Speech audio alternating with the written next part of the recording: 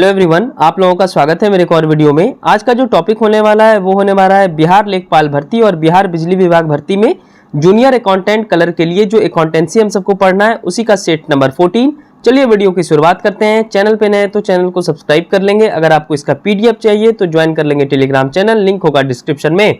ठीक है, इसमें हम सब अकाउंटिंग स्टैंडर्ड से रिलेटेड सेट नंबर 12 और सेट नंबर 13 में थ्योरी पेपर किए थे। सेट नंबर 14 में अकाउंटिंग स्टैंडर्ड्स चैप्टर का 25 अति महत्वपूर्ण एमसीक्यूज करने वाले हैं जो कि हिंदी और इंग्लिश दोनों में रहेगा। तो चलिए पहले क्वेश्चन से शुरुआत करते हैं। How many accounting standards issued by ICAI. ICAI का फुल फॉर्म क्या होता है? Institute of chartered accountants of India. ठीक है, सो फार अभी तक आईसीएआई द्वारा कितने लेखांकन मानक तैयार किए गए हैं ये सब मैं थ्योरी पेपर में पढ़ा चुका हूं।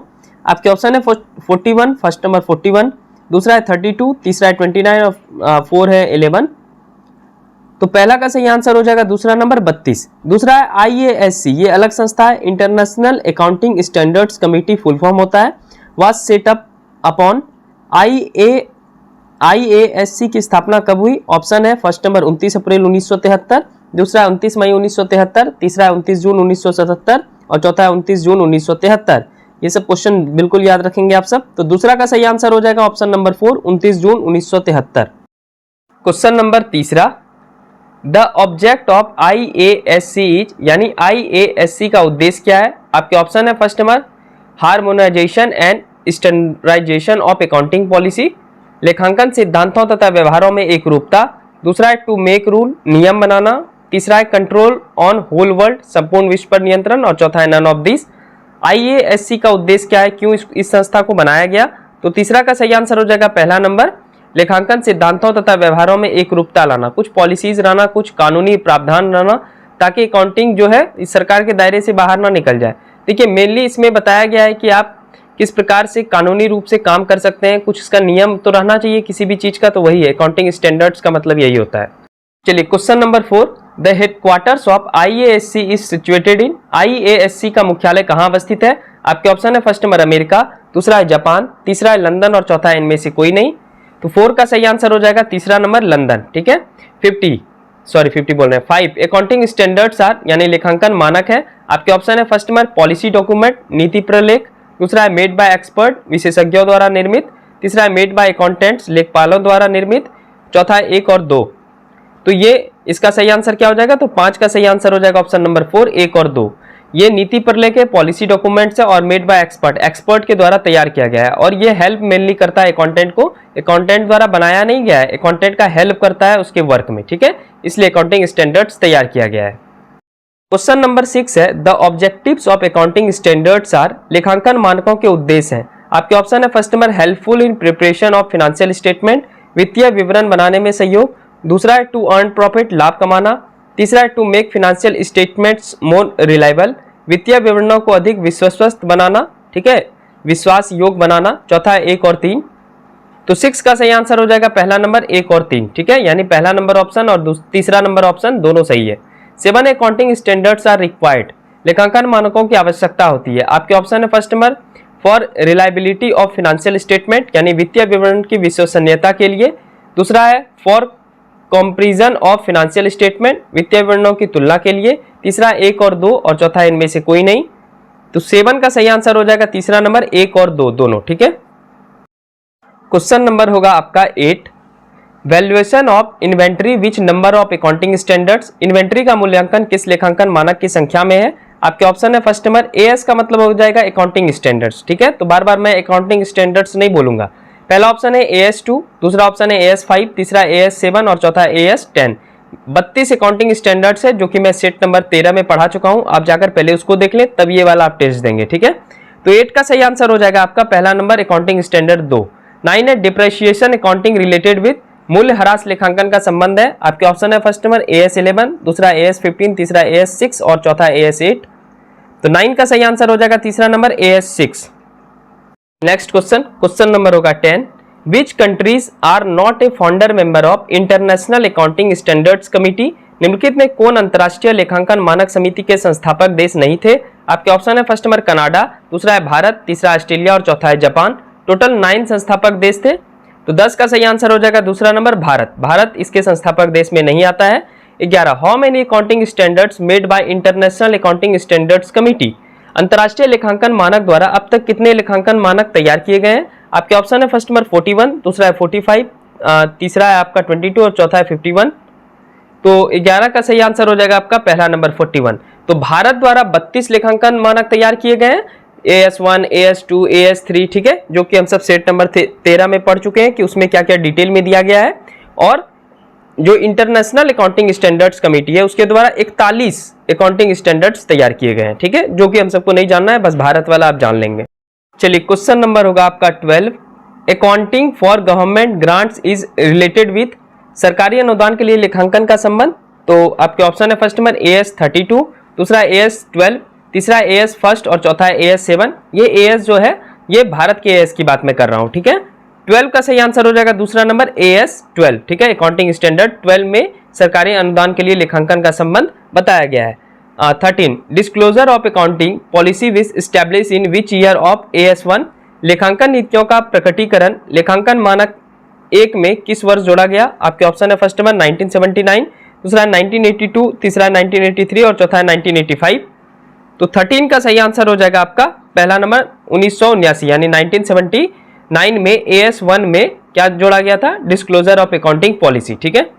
चलिए नेक्स्ट क्वेश्चन देखते हैं, question number 14, according to which act financial statement made by accounting standards, किस एक्ट के अनुसार वित्तीय विवरणों को लेखांकन मानकों के अनुसार बनाया जाएगा? आपके ऑप्शन है फर्स्ट नंबर भारतीय कंपनी अधिनियम 1956 की धारा 210, दूसरा है भारतीय कंपनी अधिनियम 1999 की धारा 215, तीसरा है भारतीय कंपनी अधिनियम 1999 की धारा 211 और चौथा है इनमें से कोई नहीं। तो 12 का सही आंसर हो जाएगा आपका तीसरा नंबर भारतीय कंपनी अधिनियम 1999 की धारा 211। 15 है income recognition is related with, आय पहचान कौन से अकाउंटिंग स्टैंडर्ड से संबंधित है? आपके ऑप्शन है फर्स्ट नंबर अकाउंटिंग स्टैंडर्ड 9, दूसरा है AS17, तीसरा है AS8 और चौथा है AS19। तो 15 का सही आंसर हो जाएगा पहला नंबर AS9, ठीक है। चलिए नेक्स्ट क्वेश्चन, क्वेश्चन नंबर होगा 16, which accounting standard show accounting for the effects of change in foreign exchange rate, किस लेखांकन मानक में विदेशी विनिमय दरों में परिवर्तन की प्रभावों के लिए लेखांकन बताया गया? आपके ऑप्शन है फर्स्ट नंबर AS12, दूसरा AS16, तीसरा AS11 और चौथा AS7। तो 16 का सही आंसर हो जाएगा तीसरा नंबर AS11। 17 है in which accounting standard source accounting for fixed assets, स्थायी संपत्तियों का लेखांकन किस लेखांकन मानक में है?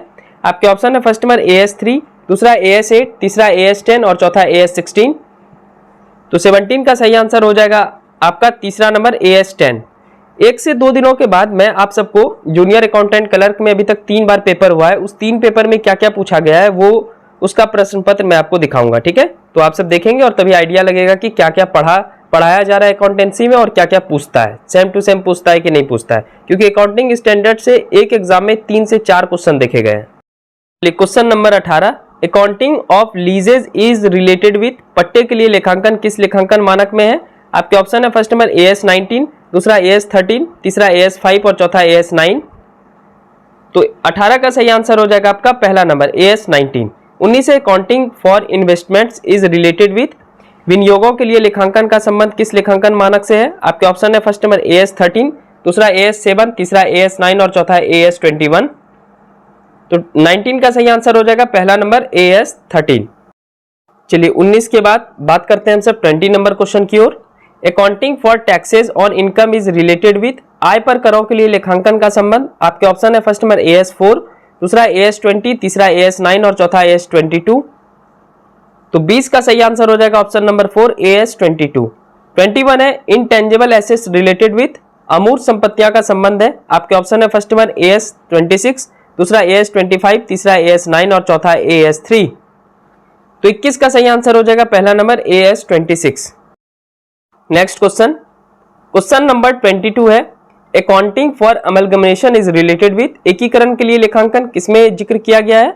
आपके ऑप्शन है फर्स्ट नंबर AS4, दूसरा AS7, तीसरा AS14 और चौथा AS9। तो 22 का सही आंसर हो जाएगा तीसरा नंबर AS14। 23 है borrowing cost is related with, उधार की लागतें का संबंध किससे है? आपके ऑप्शन है फर्स्ट में AS16, दूसरा AS17, तीसरा AS20 और चौथा AS19। तो 23 का सही आंसर हो जाएगा आपका पहला नंबर AS16, ठीक है। चलिए अकाउंटिंग स्टैंडर्ड्स MCQ का आखिरी 2 क्वेश्चन। क्वेश्चन नंबर 24 है, earning per money is related with, प्रति अंश आय किस लेखांकन मानक में है? आपके ऑप्शन है फर्स्ट नंबर AS23, दूसरा AS17, तीसरा AS20 और चौथा AS22। ये AS क्या होता है ये डिटेल में समझना है तो आप सब सेट नंबर 12 और सेट नंबर 13 अकाउंटेंसी का देख लें, ठीक है। उसमें इसी चैप्टर का थ्योरी पेपर है, वहां से आपको समझ में आ जाएगा, तब ये वाला ऑब्जेक्टिव आप सब बनाएंगे, ठीक है। 24 का सही आंसर हो जाएगा तीसरा नंबर AS20। 25 है, assets impairment is related with, संपत्तियों के मूल्य में कमी किस लेखांकन मानक में है? आपके ऑप्शन है फर्स्ट नंबर AS28, दूसरा AS30, तीसरा AS31 और चौथा AS26। तो 25 का सही आंसर हो जाएगा पहला नंबर AS28, ठीक है। एक और बात देखिए, आपके एग्जाम में लेखपाल वाले एग्जाम में और BSP SCL junior accountant colour के एग्जाम में अभी टाइम है, लगभग 5 महीने के आसपास तो इसमें बिजली विभाग में है ही।